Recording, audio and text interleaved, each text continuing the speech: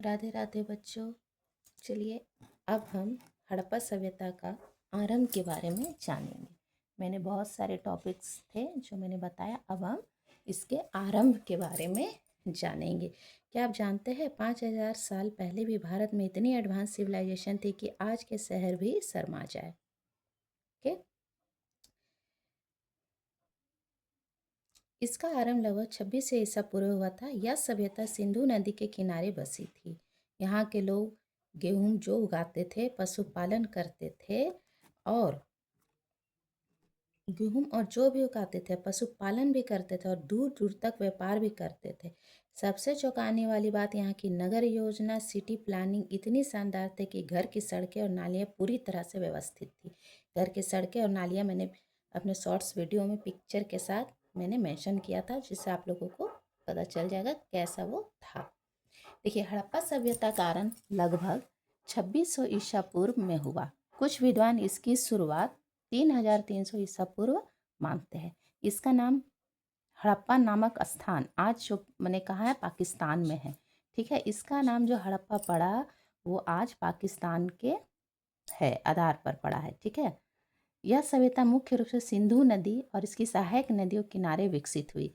यह जो सभ्यता है ये सिंधु नदी और सहायक नदियों किनारे विकसित हुई, इसलिए इसे सिंधु सभ्यता भी कहते हैं। इसके प्रमुख शहर थे हड़प्पा, मोहनजोदाड़ो, लोथल, कालीबंगा आदि।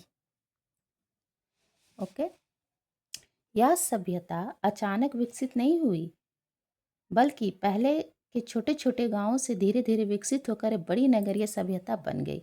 ये कैसे नगरीय सभ्यता बनी, मैं आगे के और वीडियो में आपको डिटेलिंग से समझाऊंगी। ठीक है, यह सभ्यता अचानक विकसित नहीं हुई, बल्कि ये छोटे छोटे गांव क्या थे, पहले ये छोटे छोटे गांव थे, धीरे धीरे यह विकसित होकर बहुत ही बड़ी नगर सभ्यता में बनी। निर्वाह और इनका जीवन यापन क्या था, कैसा था, इनका तरीका जानते हैं। हड़प्पा सभ्यता के लोग अपने जीवन यापन के लिए कई तरीके अपनाते थे। ठीक है, अपने जीवन यापन के लिए बहुत सारे ये तरीके अपनाते थे। पहला है कृषि। ओके, मुख्य पैसा इनका कृषि था। सबसे इम्पोर्टेंट चीज, उस टाइम पे गेहूं, जौ और चावल, तिल आदि ये उगाते थे। हड़प्पा सभ्यता के समय पे ये लोग गेहूं, जौ, चावल और तिल उगाते थे। नदियों के किनारे होने के कारण इन्हें सिंचाई में सुविधा होती थी। सिंधु नदी किनारे ये बसा हुआ था, जिस कारण से क्या सुविधा हुई, तो सिंचाई की सुविधा मिली, जिससे ये खेती आराम से कर सके। अब है पशुपालन। लोग गाय, बैल, भेड़, बकरी आदि पशु पालते थे। ये लोग क्या करते थे, गाय, बैल, भेड़, बकरी ये सब पशु पालते थे। ठीक है, पशु खेती और दूध के लिए भी उपयोगी होते थे। ये जो पशु थे खेती भी करता था और इससे दूध भी मिलता था इन लोगों को। अब है व्यापार।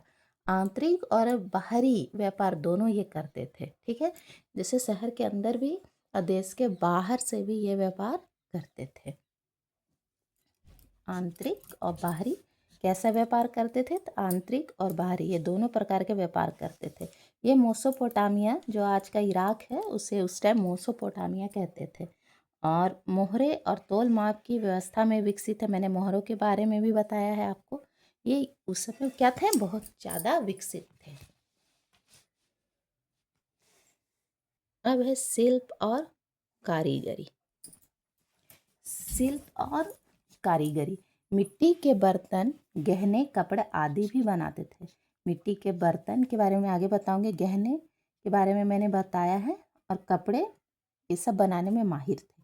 सोना, चांदी और तांबे का उपयोग करते थे। मैंने बताया इनका गहने वगैरह के बारे में मैंने आपको पिछले वीडियो में बताया है, जहाँ से आपको अच्छे से पता चल जाएगा। तो ये सोना, चांदी और तांबे का उपयोग करते थे। ठीक है, अब है मछली पकड़ना और शिकार करना। नदी के पास होने के कारण मछली पकड़ना भी महत्वपूर्ण था। कई लोग शिकार भी करते थे। तो बच्चों, आपको पता है कि क्या यहाँ पर हमें जुते हुए खेतों में बीजों का छिड़काव किया जाता था, ये एक क्वेश्चन मार्क है। मुहरों पर किए गए रेखांकन तथा मृण मूर्तियाँ यहाँ इंगित करती है कि वृषभ के विषय में जानकारी थी। ठीक है, और इस आधार व पूरा तात्विक या मानते कि खेत जोतने के लिए बैलों का प्रयोग होता था। जैसे आप पूछेंगे कि वहाँ पे खेत जोतने के लिए जानवर कैसे आए, कैसे पता चला? तो उन मोहरों में जो आकृतियाँ उकेरित है, ठीक है, वृषभ बैलों की जो आकृतियाँ उकेरित है, इससे ये पता चलता है कि वो खेती में उपयोग किए जाते होंगे। साथ ही चोलिस्तान के कई स्थलों और बनावली, जिसे अभी हरियाणा कहते हैं, मिट्टी से बने हल के प्रतिरूप मिले हैं। जैसे आप पूछ सकते हैं कि कृषि के बारे में आप इतना डिटेलिंग कैसे लोग कहते हैं कि वहाँ कृषि होता था। तो पहला चीज़ है कि वहाँ पे मोहरों में जो बैल का आकृति मिला, इससे ये प्रमाणित होता है कि हाँ वहाँ बैल थे जिससे खेती होती थी। और जो हरियाणा है जिसे उस टाइम बनावली कहते थे, वहाँ मिट्टी का हल मिला है, प्रतिरूप मिला है, मिट्टी से बना हुआ हल मिला है। इसके अतिरिक्त कालीबंगन जो अभी राजस्थान में है, स्थान पर जूते हुए खेत भी मिले, जिसे जो खेत पे हल चलते हैं ना, वे हमें कालीबंगन, ठीक है, जिसे अभी हम लोग राजस्थान कहते हैं, हड़प्पा के टाइम पे उसे कालीबंगन कहते थे। आरंभिक हड़प्पा स्तरों से समृद्ध है। इस खेत में हल रेखाओं के दो समूह एक दूसरों को समकोण पर काटते हुए विद्यमान थे। ये जो खेती हो रही थी वो क्या थी, एक समकोण पर काटता था ये खेती, ठीक है। दो अलग अलग यहाँ फसल उगाई जाती थी, इसे काटते हुए विद्यमान थे, जो दर्शाते हैं जैसे समकोण आकार पे ये लोग ये जो खेती काट रहे थे एक दूसरे को, इससे यह पता चलता है कि अलग अलग यहाँ फसल उगाई जाती है। माने एक तरफ गेहूं हो गया तो दूसरी तरफ सरसों हो गया, एक ही खेत में समकोण के आकार पर काटते हुए। फसलों की कटाई के लिए प्रमुख औजारों को पहचानने का प्रयास भी किया गया कि हड़प्पा सभ्यता के लोग लकड़ी के हत्थों से बिठाए गए पत्थरों के फलकों का प्रयोग करते थे।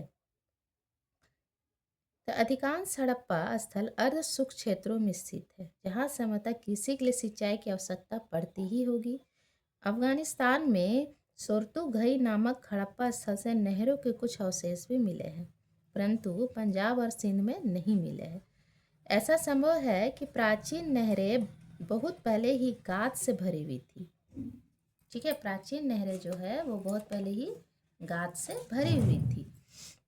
ऐसा भी हो सकता है कि कुओं का प्राप्त पानी का प्रयोग सिंचाई के लिए किया जाता हो।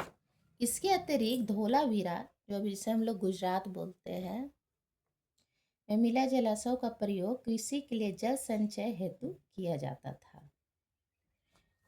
तो बच्चों, मैंने कृषि के आधार पर आप लोगों को बहुत कुछ बताया, और कौन सा भारत का भी क्षेत्र है, सिंधु सभ्यता के टाइम क्या कहा जाता था, मैंने वो भी बताया है, ठीक है। तो आप सोचिए कि 5,000 साल पहले इतनी समझदारी, क्या हम आज भी उनसे कुछ सीख सकते हैं? तो चलिए, इस अमेजिंग फैक्ट को जानने के लिए आप मुझे फॉलो करिए, सब्सक्राइब भी करिए। नेक्स्ट वीडियो में मिलते हैं तो और भी डिटेलिंग से इसे आगे की ओर जानेंगे। राधे राधे।